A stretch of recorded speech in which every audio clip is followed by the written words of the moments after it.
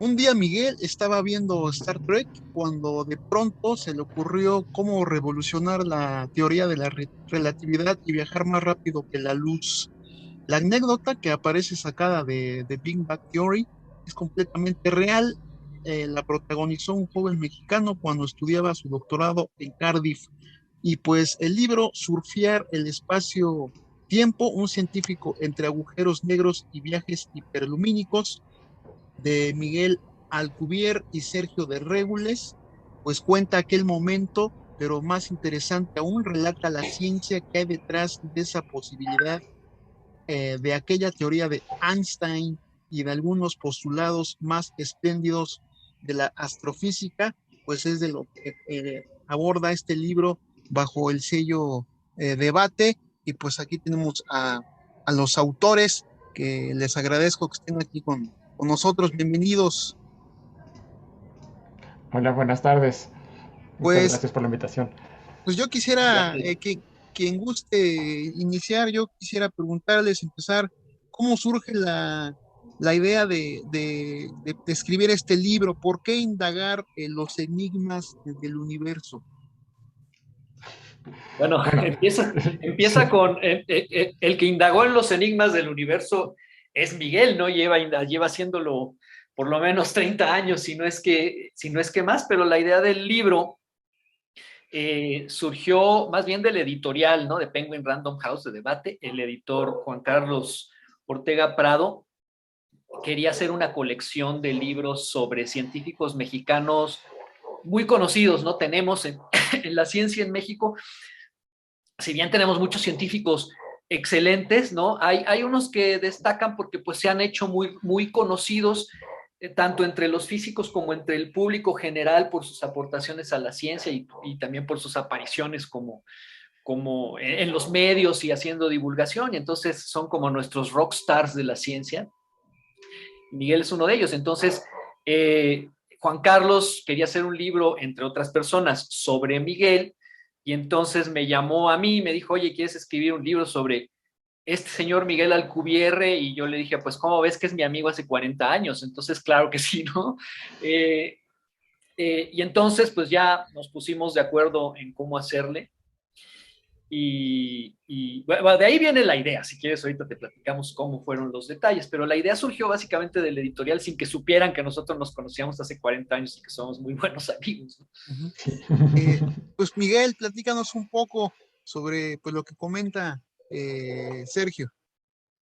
Bueno, sí, o sea, la idea era hacer un libro sobre mi trayectoria en particular, pues porque eligieron a una serie de científicos de diferentes áreas. Pero bueno, una vez que ya nos pusimos de acuerdo, Sergio y yo, pues el proceso fue Sergio me hizo una serie de entrevistas que él estuvo grabando y luego las transcribió. En esas entrevistas yo hablaba de mi trayectoria, como científico, desde los inicios, desde un poco la carrera, y sobre todo ya cuando me fui a hacer el doctorado al Reino Unido. Y ya pues, experiencias que tuve allá, cómo participé en la solución de varios problemas, cómo propuse una idea que fue importante en su momento de cómo viajar más rápido que la luz, que es un poco a lo que elude el título del libro de alguna manera. Pero también mi trabajo en otras áreas, que fue, por ejemplo, los estudios de agujeros negros, de interacciones entre agujeros negros, de qué ocurre cuando chocan agujeros negros, de las ondas gravitacionales. Y también al regreso a México, pues cómo fue mi experiencia y cómo fue mi experiencia. También en algún momento fui director del Instituto de Ciencias Nucleares de la UNAM durante 8 años y entonces cómo fue mi experiencia como director, qué cosas aprendí. Y entonces en ese sentido pues habla de muchas cosas el libro, pero cuando terminaron las experiencias nos dimos cuenta que hablaba yo mucho de la relatividad, de los agujeros negros, etcétera, y sería bueno pues explicarle a la gente qué es eso y no simplemente que lo agarraran en la entrevista, ¿no? Entonces decidimos escribir una serie de capítulos de divulgación sobre qué es la relatividad, qué son los agujeros negros, qué son las ondas gravitacionales, ese tipo de cosas, incluso cuál es esta idea que yo propuse sobre cómo viajar más rápido que la luz. Y entonces el libro intercala estos capítulos que hablan de divulgación de la relatividad con las transcripciones de las entrevistas que me hizo Sergio. Entonces, en ese sentido, es un libro como muy completo, ¿no? Que habla, por un lado, hace divulgación de la relatividad, por otro lado, hizo entrevistas sobre mi trayectoria científica, y entonces la gente puede ver ahí no solo qué es la relatividad, sino cuál es la trayectoria que sigue un investigador en esta área, en particular en mi caso, pues un investigador que además tuvo la oportunidad de ser funcionario universitario en algún momento, ¿no? Y precisamente este viaje que nos llevan sobre qué hay detrás de la teoría de la relatividad de Einstein, de los agujeros negros y las ondas gravitacionales, yo quisiera preguntarles, igual quien guste responder, ¿qué papel juega la ciencia para la ficción de la ciencia? Que para la ficción de la ciencia, bueno, aquí fue un poco al revés. La idea esta que yo tuve de cómo viajar más rápido estuvo inspirada en la ciencia ficción. Este, pero bueno, la buena ciencia ficción siempre tiene que estar basada en la ciencia, ¿no? Es algo que comentamos en otras entrevistas que nos han hecho. La ciencia ficción, hay varios tipos de ciencia ficción. Hay ciencia ficción que echa la ciencia por la ventana y simplemente es más fantasía que otra cosa, con muy pocos aspectos científicos. Digamos, un ejemplo de eso es Star Wars, es el que a todos nos gusta si quieres mucho, pero que no está muy basada en la ciencia. Es más fantasía que otra cosa. Y hay ciencia ficción, llamamos ciencia ficción dura, que al revés, que está muy basada en los conocimientos científicos que se tienen en ese momento. Por ejemplo, Julio Verne no siempre hacía ciencia ficción dura, pero a veces hacía ciencia ficción muy dura. Un viaje a la luna de Julio Verne es ciencia ficción dura, basada en la ciencia que se conocía en ese momento, cómo se podía llegar a la luna sin violar los principios científicos. Y en ese sentido lo hace muy, muy bien. Entonces, hoy en día tenemos todavía tradición de ciencia ficción dura basada, desde luego es especulativa, si no, no sería ficción, pero extrapolando los conocimientos científicos sólidos que se tienen y sin ser demasiado imaginativo, demasiado fantasioso más bien, ¿no? Y ahí la otra, ¿no? A mí me gusta más la ciencia ficción dura, pero bueno, la otra también es divertida. Pero como comentaba en este caso, a mí me inspiró la ciencia ficción. A veces es al revés, a veces la ciencia ficción inspira al desarrollo científico, sobre todo cuando no se aleja demasiado de la realidad. Entonces, en el caso, pues esta idea que yo tuve de cómo viajar más rápido que la luz fue inspirada por la serie de televisión Star Trek, Viaje a las Estrellas. Pero hay muchos otros ejemplos de avances científicos o sobre todo tecnológicos inspirados por la ciencia ficción. Sergio, pues precisamente de lo que habla Miguel, yo quisiera preguntarte, ¿cómo definirías el espacio-tiempo? ¿A qué huele el espacio? Bueno, esa es una pregunta más bien para Miguel, pero puesto que yo también estuve escribiendo esos capítulos, te puedo decir, ¿no? Generalmente en la física que nos enseñan, cuando nos la enseñan en la educación, en la secundaria y en la prepa, pues nos hablan del espacio, de cómo las cosas se mueven en las tres dimensiones del espacio a lo largo del tiempo y se consideran dos cosas separadas. Pero cuando Einstein en 1905 propuso la teoría especial de la relatividad básicamente para hacer compatibles otra vez dos ramas de la física muy desarrolladas durante el siglo XIX, pero que se daban de patadas, que eran incompatibles, se vio en la necesidad de modificar todas nuestras nociones acerca de la velocidad y del paso del tiempo, ¿no? Si quieres, luego hablar un poco más de eso, pero básicamente propuso una teoría para reunificar estas dos ramas de la física. Y unos años después, un maestro suyo, un físico que había sido, un matemático más bien, que había sido maestro suyo, se llamaba Minkowski, encontró una manera todavía más elegante y más elegante, digamos, en el sentido matemático, para expresar las ideas de Einstein de 1905. Y básicamente lo que hizo es, si en lugar de ver el espacio por separado y el tiempo por separado, nos imaginamos un espacio matemático que tuviera 4 dimensiones y 3 son el espacio y son el tiempo, podemos expresar las ideas de la teoría especial de la relatividad de una manera más manejable y más entendible y más bonita. Y entonces formó un conglomerado que se llama, desde entonces llamamos el espacio-tiempo, ¿no? Entonces, en teoría de la relatividad se habla del espacio-tiempo porque no los puedes separar. Miguel, ¿qué diferencias hay entre la visión clásica del mundo de Newton y la relativista de Einstein? Bueno, son muy, muy diferentes, es un cambio conceptual muy fuerte, un poco como comentaba ahorita Sergio. En la visión de Newton hay un espacio absoluto y hay un tiempo absoluto. El espacio es el mismo para todo el mundo y el tiempo es el mismo para todo el mundo. De acuerdo a la visión newtoniana, el tiempo fluye igual para todos sin importar cómo te muevas ni dónde estés. En la visión de Einstein esto ya no es cierto. Incluso desde la relatividad especial, el espacio y el tiempo de alguna manera se mezclan y entonces el tiempo ya no es absoluto, el tiempo fluye de diferentes maneras dependiendo de cómo te muevas. Si te mueves más rápido, alguien que se mueve rápido con respecto a ti, sus relojes se atrasan. Alguien que va muy lejos, muy rápido, cerca de la velocidad de la luz y regresa, cuando regresa te das cuenta que ha envejecido menos que las personas que se quedan en la Tierra. Tiene que viajar lejos y rápido para que esto se note, si no, no se nota, por eso en la vida diaria no lo notamos. Pero el tiempo ya no es absoluto, el espacio ya no es absoluto, un poco por eso se llama teoría de la relatividad, aunque el nombre quizá no es muy bueno y no le gustaba al mismo Einstein, porque finalmente la física trata de las cosas que sí son las mismas para todo el mundo, las que son diferentes para todo el mundo pues son menos importantes. Pero sí, el espacio y el tiempo se comportan muy diferentes. Además, en la física newtoniana, espacio y el tiempo son cosas diferentes, separadas, ambos son absolutos y son distintos. En la física de la relatividad, el espacio y el tiempo se mezclan en esta unidad, este espacio-tiempo, que ya no se puede separar. Y eso es incluso solo en la relatividad especial. En la relatividad general es todavía peor, porque la relatividad general, que es una teoría de la gravedad, nos dice que la gravedad es una distorsión de la geometría del espacio y del tiempo. Entonces, en presencia de la gravedad de un objeto muy masivo, como sería un planeta o una estrella, el espacio se deforma, ya no es un espacio plano, ya no es un espacio euclidiano, ya es un espacio curvo, y el tiempo también se deforma, el tiempo fluye más lento cerca de un objeto con gravedad que lejos. Entonces son visiones muy diferentes, ya no hay espacio-tiempo, ya no hay espacio y tiempo absolutos por separado, hay espacio-tiempo y además este espacio-tiempo se puede deformar, su geometría se puede deformar. Entonces son muy distintos, aunque digamos en algún límite, en el límite cuando la gravedad es muy débil, la teoría de Newton funciona muy bien, por eso la teoría de Newton funciona bien en todo el sistema solar, ¿no? Y de hecho la seguimos usando, ¿verdad? Cuando la NASA calcula la trayectoria de las naves espaciales que mandan a Marte o a Júpiter y demás, no usan la teoría de Einstein, usan la teoría de Newton porque es suficientemente buena para este tipo de cálculos y la teoría de Einstein es muchísimo más complicada, ¿no? Ujú. Y me parece también bueno, algo importante que mencionan en el libro es el papel de los warp drive, ¿no? Con respecto a lo que se mueve, ¿no?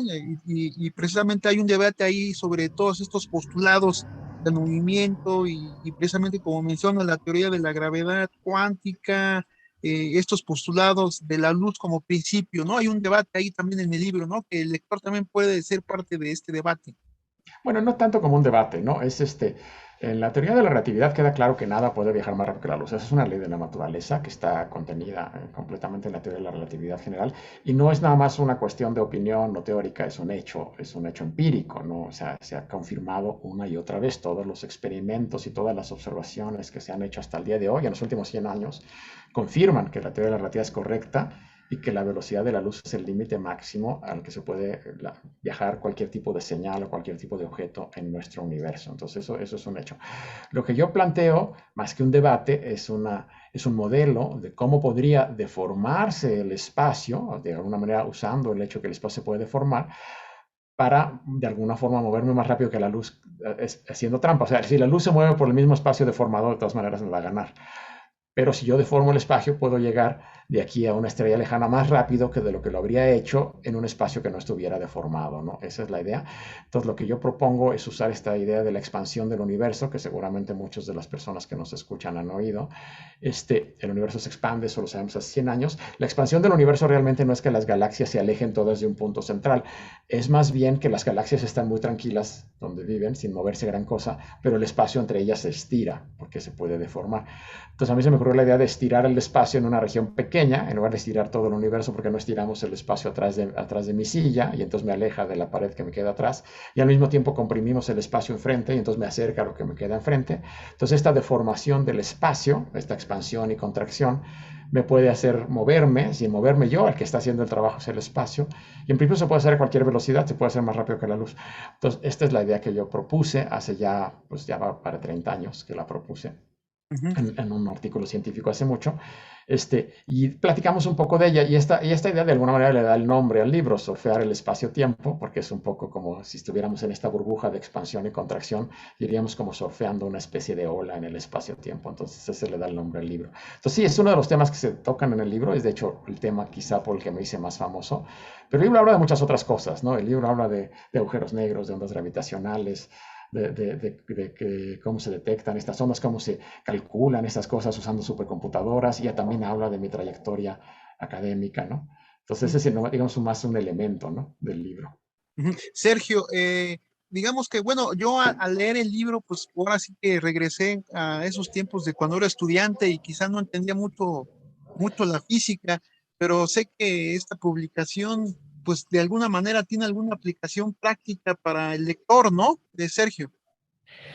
Sí, mira, exacto, ¿no? Como dice Miguel, nos vimos en la necesidad, vimos la necesidad de escribir estos capítulos en donde se explica y se va construyendo poco a poco con ideas que todos podemos entender, cómo se llega hasta la teoría de la relatividad y a lo que propuso Miguel y todo eso. Y para eso tuvimos que empezar desde física muy sencilla, desde la primera ley de Newton que te enseñan en la secundaria sin explicártela bien.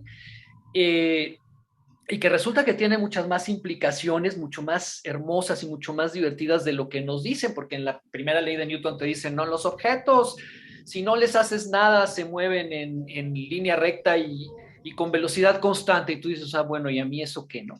Y entonces lo que hacemos en el libro es tratar de ilustrar a ti eso qué, ¿no?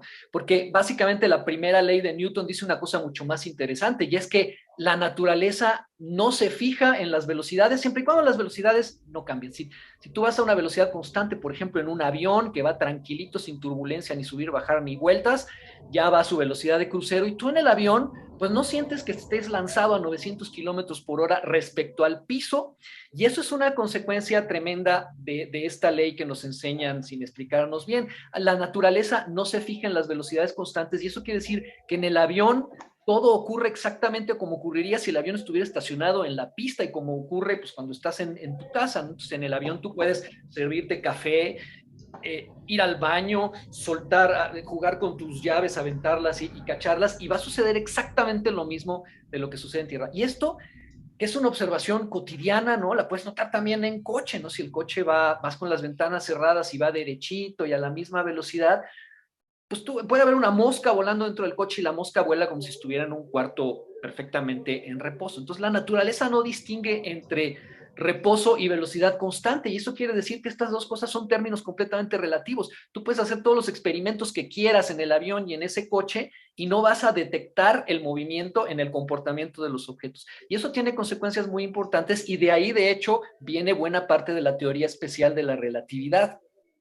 porque básicamente lo que estás diciendo es la física se tiene que ver exactamente igual en el coche, en el avión y en tu casa. Y eso te da una manera de construir o sea, de construir leyes de la naturaleza porque te exige que no las construyas como quieras, sino que las construyas de tal manera que en efecto sigan cumpliendo esta ley de la inercia o primera ley de Newton o principio de relatividad que conocemos desde el siglo XVII. Entonces es muy chistoso porque la física de la secundaria tiene muchas más consecuencias de lo que nos dicen, es fácil de entender y es también el fundamento de la teoría especial de la relatividad. Entonces, creo que eso funcionó muy bien en el libro. Miguel, ¿has soñado con viajar en el tiempo? En el tiempo sí, digo, sería muy divertido, pero, pero eso es algo que hasta donde sabemos no se puede, por lo menos no hacia atrás en el tiempo. Hacia adelante en el tiempo sí, bueno, viajamos todos los días hacia adelante el tiempo al ritmo de un segundo por segundo, pero también se puede hacer más rápido, ¿no? Justamente como te comentaba, yéndote muy lejos a gran velocidad, cerca de la velocidad de la luz, a otra estrella lejana y regresando, a lo mejor para ti pudieron haber pasado meses y en la Tierra pueden haber pasado cientos de años. Bueno, ahora es diferente también, viajar más rápido que la luz no necesariamente implica viajar en el tiempo, aunque en principio se supone que son cosas similares, no necesariamente es lo mismo, ¿no? Y bueno, precisamente, pues un apunte que está en el libro es también que Einstein quizá no creyó en los agujeros negros también, ¿no? Bueno, al principio no, yo creo que hacia el final de su vida ya seguramente sí creía en estas cosas. Lo que pasa es que en realidad el concepto de agujero negro tardó mucho en entenderse. Las primeras soluciones que indicaban que estos sujetos existían son de 1916-17, pero la gente no entendía qué significaban y hubo un debate muy fuerte durante muchas décadas. En realidad entendimos bien estas soluciones, las matemáticas son muy complicadas, entonces al final entendimos qué querían decir, cuál era la física detrás de estos objetos hasta la década de los 60 y para entonces Einstein ya se había muerto. Entonces, un poco decir que no creían los agujeros negros es complicado porque en realidad no entendíamos que era un agujero negro hasta tiempo después que él había fallecido. De hecho, no se llamaban así. El nombre agujero negro lo inventó un físico que falleció hace unos años, se llamaba John Wheeler, en los 60, por el 68, y Einstein falleció en el 55. Entonces, sí, no es tanto que no creyeran los agujeros negros, más bien es que no se entendían bien estas soluciones, estos objetos cuando él todavía estaba con vida. Pero sí, este tipo de soluciones en su época incluso parecían muy extrañas y hubo mucho debate durante mucho tiempo de si estas cosas tenían sentido físico o no. Y te digo, ese debate terminó en la década de los 60 cuando finalmente entendimos cuáles eran las propiedades de esos objetos y cómo podían formarse, ¿no? Sergio, este libro pues da para pues, varias leídas porque pues hay que irse estudiándolo, comentándolo, y ustedes que tienen pues mucho contacto con colegas y con estudiantes y pues bueno, en YouTube se pueden ver algunos videos de estos encuentros con estudiantes. Este libro se tiene que leer cuidadosamente, detalladamente, discutirlo, compartir, intercambiar puntos de vista. Yo quisiera preguntarte, Sergio, ¿hubo algo que se quedó en el tintero y que no entró en este libro y quizá vendrá otra segunda parte, quizá? Siempre hay cosas que se quedan en el tintero, ¿no? Porque cuando hablas de la ciencia en términos cotidianos, en el lenguaje poético de toda la vida, pues es como cuando haces una traducción, ¿no? Las traducciones nunca pueden ser perfectas, siempre tienes que escoger qué dejar fuera en cualquier traducción que se haga, y la divulgación es una especie de traducción en la que pues necesariamente vas a tener que dejar fuera muchas cosas. No sé si eso daría para un segundo libro, lo podemos pensar desde luego, pero fíjate que ahorita que estaba platicando Miguel esto de que Einstein y cómo los agujeros negros no se entendían, creo que una cosa interesante que podríamos haber añadido en el libro es que cuando tú dices la teoría general de la relatividad la construyó Einstein, eso no quiere decir que Einstein supiera inmediatamente todas las implicaciones de esa teoría. O sea, una teoría se puede ir volviendo más lista que su creador, y a lo largo del tiempo, conforme se ha ido entendiendo mejor lo que implica la teoría, pues han surgido un montón de predicciones que no hizo Einstein y que incluso en tiempos de Einstein y a Einstein mismo le costaba trabajo creer. Con los agujeros negros también era un poquito el asunto de que para tener un agujero negro necesitas un grado de compresión de la materia que en esa época no se conocía ningún mecanismo natural que pudiera lograrlo. A partir de los 50 ya se conoció, por ejemplo, tras la explosión de una estrella muy grande como una supernova, pues lo que queda se comprime de tal manera que nada detiene la compresión y se comprime básicamente hasta un tamaño cero. Entonces ahí estaba una prensa universal capaz de producir las densidades necesarias. Pero eso no lo llegó a saber Einstein porque la teoría de esas estrellas es de un poquito después, o por ahí, por esa época, creo que es un artículo de 1958 de donde un grupo de científicos despliegan en un artículo muy bonito cómo funcionan, cómo operan las estrellas, ¿no? Y ese ya no lo llegó a ver Einstein. Dato curioso, ese grupo de científicos en particular nunca creyó en la teoría del Big Bang, ¿no? Entonces, es muy chistoso. Pero básicamente eso quedó fuera del libro, el asunto de que una teoría, aunque sea de una persona, no quiere decir que esa persona sea la responsable de todo lo que se ha logrado con esa teoría. Miguel, algo que quieras pues agregar a lo que comenta Sergio y quisiera preguntarte también, qué sigue para ti en cuestión editorial? Bueno, algo que agregar, no, yo creo que ya Sergio aclaró bastante bien. O sea, no sé si otro libro sería un libro diferente, ¿no? De otras cosas, ¿no? Creo que este quedó redondo, aunque sí hubo algunos detalles que pudimos haber incluido, pero creo que quedó bastante redondo en cuál era la idea original, ¿no? Este, para mí, bueno, normalmente yo soy un científico, investigador, y entonces lo que yo publico normalmente son artículos científicos más que libros de este estilo. Este es mi primer libro de divulgación, aunque Sergio ha escrito ya muchos, no sé cuántos, yo creo que debe llevar como 15. Yo escribo normalmente artículos científicos. Tengo solo un libro de texto que es para posgrado sobre una cosa que se llama relatividad numérica, y ahorita estoy escribiendo otro libro de texto que sería para estudiantes de licenciatura de sexto, séptimo semestre de la carrera en física sobre la introducción a la relatividad general. Entonces eso sería mi siguiente proyecto, pero ese sí no es un libro de divulgación, es un libro de texto para la carrera de física. Y este libro, Surfear el espacio-tiempo, tiene que surfear en ferias de libros y en presentaciones. Por supuesto, de hecho va a haber una presentación del libro, la presentación oficial por parte de la editorial va a ser el 5 de julio próximo, ya es un par de semanas ahora, en el foro El Tejedor en el péndulo de la colonia Roma. Entonces ahí los esperamos si quieren, les interesa estar en la presentación, y seguramente habrá otras más adelante en distintos foros.